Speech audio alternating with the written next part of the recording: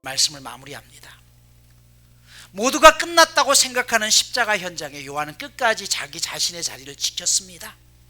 그리고 그는 그 현장에서 예수님의 시신을 처리했던 요셉과 니고데모의 이야기를 기록함으로 아무리 암울한 세상 속에서도 하나님 나라를 꿈꾸는, 끝까지 하나님의 뜻을 이루고자 하는 사람들이 남아있다는 것을 우리 가운데 희망적으로 보여줍니다. 요한복음은 예수님이 누구신지를 가장 집중해서 알려주는 성경입니다. 그러한 이유로 예수님을 빛이라고 이야기하면서 5번씩이나 예수님은 빛입니다라고 이야기합니다. 여러분, 빛이 가장 필요한 것은 어딜까요?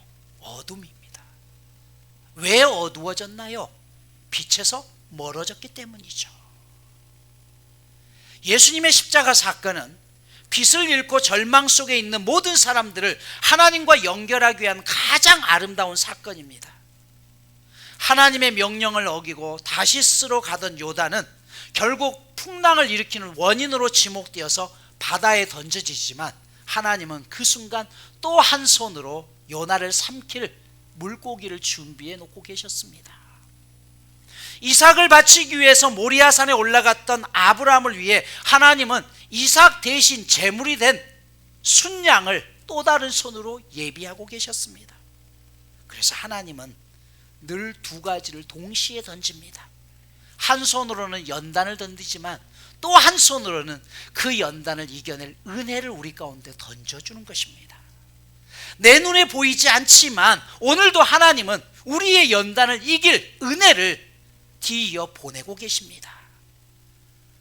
가장 밥맛이 없을 때는 역겨운 냄새를 맡았거나 못 볼 것을 보았을 때가 아니라 턱 끝까지 음식물이 차올라서 배가 부를 때입니다. 배가 부르면 아무리 맛있는 음식을 먹어도 맛을 느끼지 못합니다. 오늘 우리의 삶에 있어서 하나님께서 때로는 고난으로 배고프게 하시고 어려움으로 배고프게 하시는 이유는 그 상황 속에서 가장 큰 하나님의 은혜로 우리를 채우기 위한 하나님의 뜻은 아닐까요?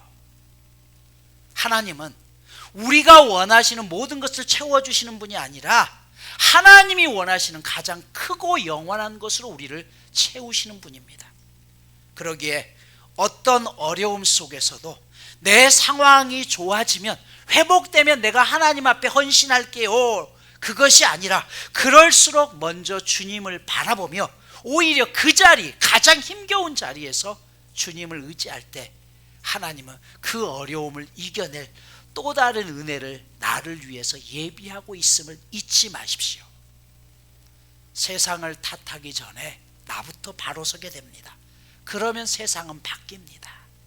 다 끝났다고 시작되었던 십자가 현장에 요한이 다시 시작했고, 요셉이 다시 시작했고, 니고데모가 다시 시작함으로 그들을 통해서 하나님은 일하셨습니다. 오늘 무너진 우리의 삶의 자리에서도 하나님은 다시 나를 통해서 일하실 수 있기를 축복합니다. 한국 교회가 갈수록 어렵다고 하지만 그 어려움의 현장 속에서도 하나님 앞에 그 양심을 붙잡고서 끝까지 이겨내기를 소망하는 그 사람들이 있는 한 하나님은 그들을 통해서 다시 이 땅의 교회를 회복시킬 겁니다. 그 주인공이 오늘 저와 여러분이 되실 수 있기를 축복합니다.